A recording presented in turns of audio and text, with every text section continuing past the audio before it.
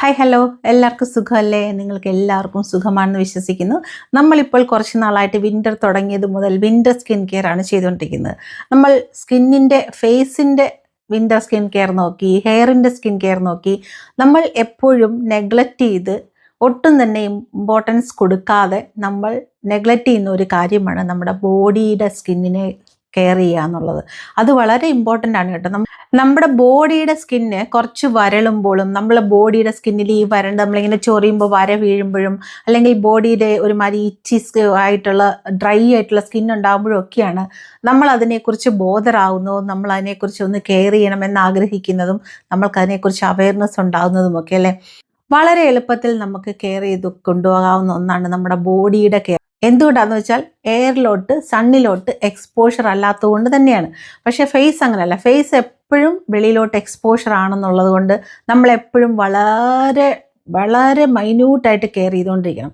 നല്ലൊരു body lotion, നല്ലൊരു moisturising milk ബോഡിയിലോട്ട് കൊടുക്കുകയാണെന്നുണ്ടെങ്കിൽ body നല്ല പട്ടുപോലെ ഇരിക്കും, നല്ല സപ്പിളായിട്ടിരിക്കും. സോ നമ്മൾക്കിന്ന് ഒരു കൊക്കോ ബോഡി ലോഷൻ മിൽക്ക് നമ്മൾക്ക് നോക്കാം. വീഡിയോ കണ്ടിട്ട് വരാം. വീഡിയോ കണ്ടിട്ട് ബാക്കി സംസാരിക്കാം. ബോഡി ലോഷൻ, ബോഡി ബട്ടർ ഉണ്ടാക്കാനായിട്ട് നമുക്ക് ആദ്യം വേണ്ടത് തിളപ്പിച്ചാറിച്ച വെള്ളം, ഇല്ലെങ്കിൽ ഡിസ്റ്റിൽഡ് വാട്ടർ. ഇത് രണ്ടിൽ ഏതെങ്കിലും ഒന്ന് എടുക്കുക. അത് നമ്മൾക്കൊരു 150 മില്ലി എടുക്കാം. ഇതിലേക്ക് ഒരു 20 മില്ലി ഗ്ലിസറിൻ, വെജിറ്റബിൾ ഗ്ലിസറിൻ നമുക്ക് ആഡ് ചെയ്യാം. എന്നിട്ട് നന്നായിട്ടൊന്ന് മിക്സ് ചെയ്ത് കൊടുക്കുക, മിക്സ് ആവുന്നിടം വരെ. ഇതിലേക്ക് നമ്മൾക്ക് കൊക്കോ പൗഡർ, നല്ല നാച്ചുറൽ ഒറിജിനൽ കൊക്കോ പൗഡർ, അത് നമുക്ക് 1 ടേബിൾ സ്പൂൺ ആഡ് ചെയ്ത് നന്നായിട്ട് മിക്സ് ചെയ്ത് കൊടുക്കാം. കൊക്കോ പൗഡറും ഗ്ലിസറിനും നമ്മളുടെ സ്കിന്നിന് നല്ല സൂതിങ് ഏജന്റ് ആണെന്നുണ്ടെങ്കിൽ മോയ്സ്ചറൈസ് ചെയ്ത് വെക്കാനായിട്ട് നമ്മൾ ചേർക്കുന്നത് ഷിയ ബട്ടർ ആണ്. ഷിയ ബട്ടർ ഒരു 20 ഗ്രാം തന്നെ എടുത്തിട്ടുണ്ട്. നല്ല ഷിയ ബട്ടർ വാങ്ങിക്കാൻ ശ്രമിക്കുക. ഇത് എമോൾസിഫൈങ് വാക്സ് ആണ്. ഇതും ഏകദേശം 20 ഗ്രാം ആണ് എടുത്തിരിക്കുന്നത്. ഇത് നമുക്ക് ഈ ഷിയ ബട്ടറും എമോൾസിഫയർ വാക്സും കൂടെ നമുക്ക് ഒന്നിച്ചിട്ട് ഒരു ഗ്ലാസ്സിലിട്ട് ഡബിൾ ബോയിലിംഗ് മെത്തേഡിൽ നമുക്കൊന്ന് ഉരുക്കിയെടുക്കേണ്ടതുണ്ട്.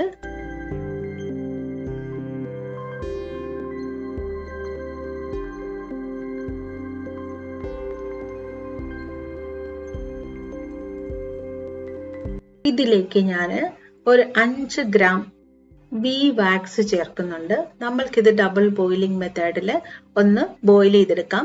100 ഡിഗ്രി സെൽഷ്യസ് വരേക്കും തിളയ്ക്കേണ്ട, അതായത് ഹൈ ഫ്ലെയിമിലിട്ട് തിളപ്പിക്കേണ്ട ആവശ്യമില്ല.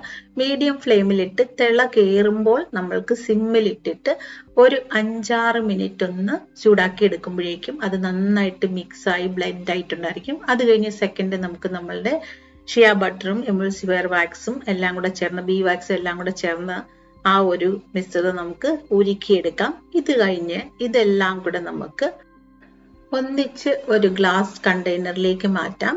നിങ്ങൾക്ക് ഏത് കണ്ടെയ്നർ വേണേലും എടുക്കാട്ടോ.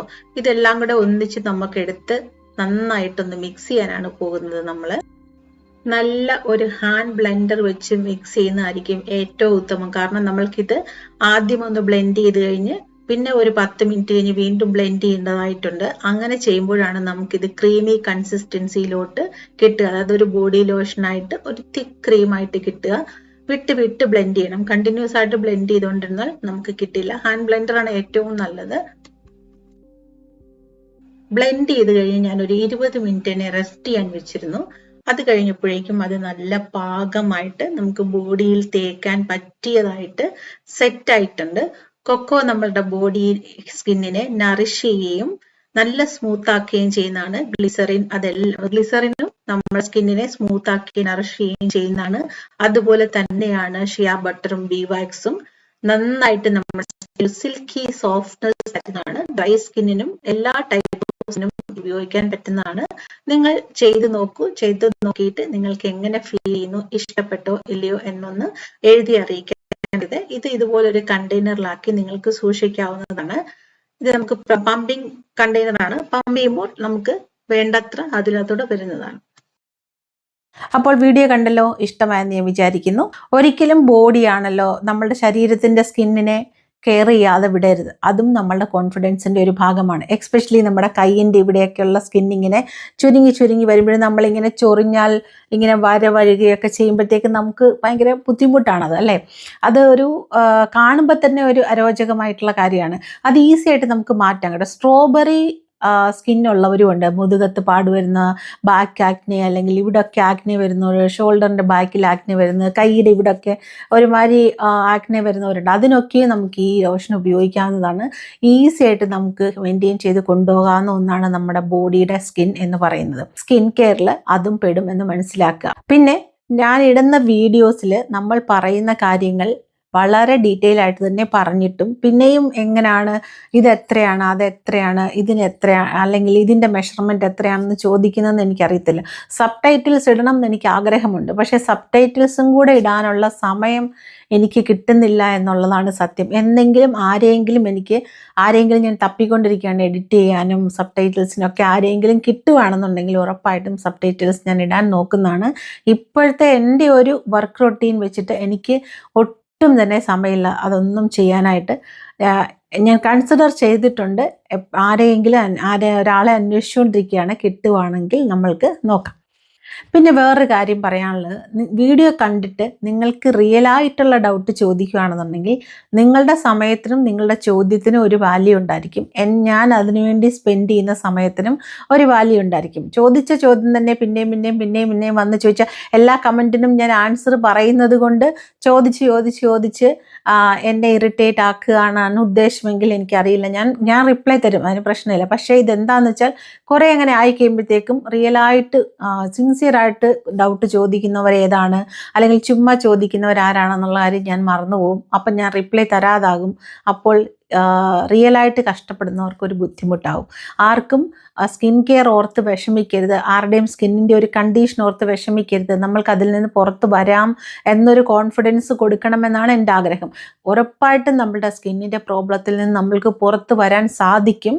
നമ്മൾക്ക് കണ്ടിന്യൂസ് ആയിട്ടൊരു എഫേർട്ട് ഉണ്ടെന്നുണ്ടെങ്കിൽ നമ്മൾക്കതിനെ നമ്മൾ മനസ്സിരുത്തി ഓക്കെ ഞാൻ സ്കിൻ കെയർ ചെയ്യാൻ പോകുന്നു, എനിക്കിതിൻ്റെ പ്രയോജനം കിട്ടും എന്ന് വെച്ച് മാഗി നൂഡിൽസ് ഉണ്ടാക്കുന്ന പോലെ 3 മിനിറ്റിൽ നമുക്ക് ചെയ്യാൻ പറ്റുന്ന ഒരു കാര്യമേ അല്ല സ്കിൻ കെയർ എന്ന് പറയുന്നത്. റെഗുലറായിട്ട് നമ്മൾ ചെയ്തു കൊണ്ടുവരുമ്പോൾ നമ്മൾക്ക് കിട്ടുന്ന ഒരു റിസൾട്ടാണ് സ്കിൻ കെയർ. ഇനി 2 ആഴ്ച 3 ആഴ്ച കൊണ്ടൊക്കെ പ്രയോജനം കിട്ടുന്നുണ്ടെന്നുണ്ടെങ്കിൽ 100% അതിൽ കെമിക്കൽ ഉണ്ടായിരിക്കും എന്നുള്ളത് മനസ്സിലാക്കുക. നമ്മളുടെ സ്കിൻ കെയർ പ്രോഡക്ട്സിനകത്തോ നമ്മളുടെ സ്കിൻ കെയർ നമ്മൾ ചെയ്യുന്നതിനകത്തോ കെമിക്കൽ എന്ന് പറയുന്ന ഒന്നും തന്നെ നമ്മൾ ആഡ് ചെയ്യുന്നില്ല. നമ്മളുടെ ഒന്നും തന്നെ കെമിക്കൽ ഇല്ലാത്തതാണ്. നേച്ചറിൽ നിന്ന് കിട്ടുന്ന സാധനങ്ങളല്ലാതെ ഒന്നും തന്നെ നമ്മളുടെ ഒരു പ്രോഡക്റ്റിലുമില്ല. അതുകൊണ്ട് നിങ്ങൾക്ക് കറക്റ്റായിട്ട് നിങ്ങൾ യൂസ് ചെയ്യുകയാണെന്നുണ്ടെങ്കിൽ 100% റിസൾട്ട് നിങ്ങൾക്ക് കിട്ടുന്നതാണ്. പറയുന്നത് പോലെ കറക്റ്റായിട്ട് യൂസ് ചെയ്യാൻ ശ്രമിക്കുക. പ്രോഡക്റ്റ് നിങ്ങൾ വാങ്ങിച്ചിട്ട് ഡൗട്ട് ഉണ്ടെങ്കിൽ ഉറപ്പായിട്ട് നിങ്ങൾക്ക് ചോദിക്കാം. അപ്പോൾ നിങ്ങൾക്ക് ഡയറക്റ്റായിട്ട് നിങ്ങൾക്ക് ഓഫീസിൽ ചോദിക്കാം, അല്ലെ എൻ്റെ അടുത്ത് ചോദിക്കാം. നിങ്ങൾക്ക് ഞാൻ വാട്സപ്പ് നമ്പറിൽ കൂടെ ചോദിക്കാം. ഞാൻ പറയുന്ന വീഡിയോ കണ്ടിട്ട് സില്ലി ആയിട്ടുള്ള സില്ലി ആയിട്ടുള്ള ഓരോ കമൻസുകൾ ചോദിക്കുമ്പോൾ ഞാൻ ആലോചിക്കും, ഇതെന്താ വീഡിയോ കണ്ടില്ലേ? നിങ്ങൾ 2x സ്പീഡിൽ ഇട്ടിട്ട് വീഡിയോ കണ്ടിട്ട് ഇതെന്താന്ന് ചോദിച്ചാൽ ഇനി മുതൽ അങ്ങോട്ട് റെലവൻ്റ് അല്ലാത്ത ചോദ്യങ്ങൾക്ക് ആൻസർ പറയണ്ട, കമൻറ്റിന് ആൻസർ പറയണ്ട എന്നാണ് ഞാൻ തീരുമാനിച്ചിരിക്കുന്നത്. കാരണം എല്ലാത്തിനും ഞാൻ ആൻസർ പറയുന്നത് കൊണ്ട് ഈ നനഞ്ഞടം കുഴിക്കുക എന്ന് പറയുന്ന പോലെ ഒരു കാര്യമുണ്ട്. അങ്ങനെ ചെയ്യുന്നതുണ്ടോ എന്ന് എനിക്കൊരു ഡൗട്ടുണ്ട്. കാരണം ഞാൻ എല്ലാത്തിനും ആൻസർ തരുന്നത് നിങ്ങളുടെ വിഷമം എനിക്ക് മനസ്സിലാക്കാൻ പറ്റുന്നതുകൊണ്ടും നിങ്ങളോട് എന്താ പറയണ്ട ഒരു വിഷമവും നിങ്ങൾക്ക് ഉണ്ടാവരുത് സ്കിൻ കെയറിനെ കുറിച്ചും ഹെയർ കെയറിനെ കുറിച്ചും എന്ന് ഞാൻ ഡിസൈഡ് ചെയ്തത് കൊണ്ടുമാണ്. ഉറപ്പായിട്ടും ഇനി അങ്ങോട്ടും സ്കിൻ കെയറിനെ കുറിച്ചും ഹെയർ കെയറിനെ കുറിച്ചും അങ്ങനെ എന്തെങ്കിലുമൊക്കെ ഡൗട്ട് ചോദിച്ചു കഴിഞ്ഞാൽ ഉറപ്പായിട്ടും നമ്മൾ പറയുന്നതായിരിക്കും. അല്ലാതെ വെറുതെ ഓരോന്ന് ചോദിച്ചു കഴിഞ്ഞാൽ ഞാൻ ആൻസർ പറയില്ല. ഞാൻ ഒബ്വിയസ്ലി മുന്നേ ഉള്ള വീഡിയോയിൽ പറഞ്ഞിട്ടുണ്ട്, ആൻസർ എനിക്ക് പറയാൻ പറ്റത്തില്ലാത്ത ക്വസ്റ്റ്യൻസ് ഡിലീറ്റ്, അത്രേ ഉള്ളൂ. അതവിടെ കിടക്കേണ്ട കാര്യമില്ല. കാരണം അത് കണ്ടിട്ട് വേറൊരാൾ കണ്ടിട്ട് ഈ റീസെൻ്റ് ആയിട്ട് നമ്മുടെ ആംല ഹെയർ ഓയിലിൻ്റെ വീഡിയോ കണ്ടിട്ട് ഒരു കസ്റ്റമർ എൻ്റെ അടുത്ത് വളരെ ടെൻസ്ഡ് ആയിട്ട് രാത്രി വിളിച്ച് ചോദിച്ചു, മാം അത് കോക്കനട്ട് മിൽക്ക് ആണോ അല്ലെങ്കിൽ പശുവിൻ്റെ മിൽക്കാണോ ഇടേണ്ടത്? വീഡിയോയ്ക്കകത്ത് ഞാൻ വളരെ ഡീറ്റെയിൽ ആയിട്ട് എക്സ്പ്ലെയിൻ ചെയ്ത് പറയുന്നുണ്ട്. കൗ മിൽക്കാണ് മാക്സിമം, കൗവിൻ്റെ അടുത്ത് പശുവിനെ കറന്നുള്ള മിൽക്ക് തന്നെ എടുക്കണം, പാക്കറ്റ് മിൽക്ക് അല്ല എന്ന് പറയുന്നുണ്ട്. എന്നിട്ടും കുറച്ചൊരു പാക്കറ്റ് മിൽക്കേ ഉള്ളൂ എന്ന് പറഞ്ഞപ്പോൾ ഓക്കെ ട്രൈ ചെയ്ത് നോക്കൂ എന്ന് ഞാൻ പറഞ്ഞിട്ടുണ്ട്. അപ്പോൾ ആരോ കമൻ്റ് ഇട്ടിരിക്കുന്നു പശുവിൻ പാലല്ല കോക്കനട്ട് മിൽക്ക് ആണെന്നുള്ളത്. ഞാൻ എൻ്റെ വീഡിയോയിൽ കറക്റ്റായിട്ടും പറയുന്നുണ്ട്, ഒതൻറ്റിക്കായിട്ട് പറയുന്നുണ്ട് കൗ മിൽക്കാണ്. അവിടെ പിന്നെ എങ്ങനെയാണ് ഡൗട്ട് വരുന്നത്? ആരെങ്കിലും ഇട്ട കമൻറ്റിൻ്റെ റിപ്ലൈ കൂടെ ഞാൻ പറയണമെന്ന് വെച്ചാൽ അത് ഭയങ്കര കഷ്ടമായിട്ടുള്ള കാര്യമാണ്. കാരണം കമൻ്റ് ഇടുന്നവർ ശ്രദ്ധിക്കുക, നിങ്ങൾ കമൻ്റ് ഇട്ടിട്ട് അങ്ങ് പോകും, നിങ്ങൾക്കൊരു സന്തോഷം കിട്ടുമായിരിക്കും.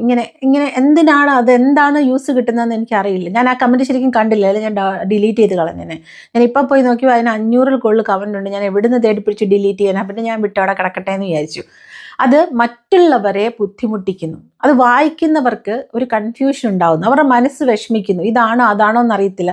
ചിലപ്പോൾ എന്നെ വിളിച്ചാൽ എപ്പോഴും കിട്ടണം എന്നില്ല. ഞാനാണെങ്കിൽ എന്താ പറയുക, ഞാൻ കോളേജിലായിരിക്കും, അല്ലെങ്കിൽ ഞാൻ ഫ്രീ ആയിട്ടുള്ള സമയത്ത് മാത്രമാണ് എനിക്ക് ഫോൺ എടുക്കാൻ പറ്റുന്നത്. നമ്മുടെ സ്റ്റാഫിനൊന്നും ഇങ്ങനത്തെ ഡൗട്ടുകൾക്ക് ആൻസർ പറയാൻ അറിയത്തില്ല. അവരതൊന്നും പഠിച്ചിട്ടില്ല. നമ്മൾക്കതിനെക്കുറിച്ച് അറിയാവുന്നതുകൊണ്ട് നമ്മൾക്ക് പറഞ്ഞു തരാൻ പറ്റും. അതുകൊണ്ട് ഹ്യൂമാനിറ്റി കൺസിഡർ ചെയ്ത്, മറ്റുള്ളവരുടെ ഫീലിങ്സിനെ കൺസിഡർ ചെയ്ത് നിങ്ങൾക്ക് പറ്റുമെങ്കിൽ ഇതുപോലത്തെ മിസ്ഗൈഡിങ് കമൻസ് ഇടാതിരിക്കുക. അതുപോലെ തന്നെ നമ്മുടെ കാസ്റ്റർ ഓയിലിൻ്റെ ഒരു വീഡിയോയിലും ഇതുപോലെ തന്നെ കാസ്റ്റർ ഓയിൽ തേച്ചാൽ കറുത്തു പോകും, ഷിയ ബട്ടർ തേച്ചാൽ കറുത്തു, ഇതൊക്കെ ആരാണ് പറയുന്നത്? എന്തിൻ്റെ ബേസിലാണ് അങ്ങനെ കമൻറ്റ് ഇടുന്നതെന്ന് എനിക്കറിയത്തില്ല. ഇടുന്നവർ ഇട്ടോട്ടെ, പക്ഷേ നല്ല വേള നിങ്ങൾ എൻ്റെ അടുത്ത് ഡൗട്ട് ചോദിക്കുന്നുണ്ട്, ഞാൻ അതിന് ക്ലിയർ ചെയ്തും തരുന്നുണ്ട്. ഇനി അങ്ങോട്ടും നിങ്ങളുടെ ഡൗട്ടുകൾക്കെല്ലാം ആൻസർ പറയാൻ ഞാനിവിടെ റെഡിയായിരിക്കും. അത് skin care, hair care related ആയിട്ടുള്ള കാര്യങ്ങൾക്ക് മാത്രം. അല്ലാതെ വേറൊരു പ്രോഡക്റ്റ് വേറൊരു സ്ഥലത്തുനിന്ന് വാങ്ങിച്ചു, അല്ലെങ്കിൽ വേറൊരു കമ്പനിയുടെ വാങ്ങിച്ചു, അത് നല്ലതാണോ എന്നൊക്കെ ചോദിച്ചാൽ ദയവ് ചെയ്ത്, എനിക്കറിയില്ല. അങ്ങനത്തെ കോൺട്രവേഴ്സിക്കകത്തൊന്നും പോയി വീഴാൻ എനിക്ക് താല്പര്യമില്ല, എനിക്ക് നേരവുമില്ല. ഞാൻ അതിനെക്കുറിച്ച് ആൻസർ പറയുകയില്ല, ഞാനത് പറയാനും പാടില്ല. കാരണം എനിക്കറിയില്ലല്ലോ, ഞാൻ യൂസ് ചെയ്യാത്തൊരു പ്രോഡക്റ്റിനെ കുറിച്ച് എങ്ങനെ ഞാൻ പറയും? നമ്മുടെ കമ്പനിയിൽ നമ്മുടെ സ്റ്റോറിലുള്ള പ്രോഡക്റ്റ് ആണെന്നുണ്ടെങ്കിൽ ഞാൻ യൂസ് ചെയ്യുന്നതാണ്, എനിക്ക് കറക്റ്റായിട്ട് അതിനെക്കുറിച്ച് പറയാൻ പറ്റും. ഇതെങ്ങനെയാണ്, ഇതങ്ങനെയാണെന്ന് ഞാൻ പറയാറുണ്ട് അല്ലേ? അപ്പോഴും ഞാൻ നിങ്ങളോട് പറയും, നിങ്ങളുടെ ബഡ്ജറ്റിനനുസരിച്ച് വാങ്ങിച്ചാൽ മതി. അപ്പോൾ വീഡിയോ കണ്ടിട്ട് എല്ലാവർക്കും ഇഷ്ടമായെന്ന് ഞാൻ വിചാരിക്കുന്നു. എന്നെ നിങ്ങളുടെ കൂടെ കൂട്ടിയിൽ എനിക്ക് ഒരുപാട് സന്തോഷമുണ്ട്. നിങ്ങൾ തരുന്ന സ്നേഹത്തിനും സന്തോഷത്തിനും, നിങ്ങൾ തരുന്ന റെസ്പെക്റ്റിനും, നിങ്ങൾ തരുന്ന നല്ല നല്ല വാക്കുകൾക്കും കമൻറ്റുകൾക്കും സ്നേഹത്തിനും ഒക്കെ യൂണിവേഴ്സിനോടും നിങ്ങളോട് ഞാൻ എപ്പോഴും നന്ദി പറയുന്നു. Thank you so much for loving me, taking care of me. സൈക്ലോണൊക്കെ നിറയെ പേര് ചോദിച്ചിരുന്നു അവിടെ എങ്ങനെയുണ്ട്, എന്താണ്, എനിക്ക് പനി വന്നപ്പോൾ. I am grateful to you people. Always ഞാൻ നിങ്ങളുടെ കൂടെ തന്നെ ഉണ്ടാവും. നിങ്ങളുടെ ഡൗട്ടുകൾക്ക് എപ്പോഴും ഞാൻ ആൻസർ പറയാൻ എനിക്ക് സമയമുള്ളപ്പോൾ ഞാൻ റെഡിയായിരിക്കും. ചിലപ്പോൾ ലേറ്റ് ആകും, അത്രേ ഉള്ളൂ. അപ്പോൾ മറ്റൊരു വീഡിയോയിൽ നല്ലൊരു കണ്ടന്റുമായി കാണണം. Take care.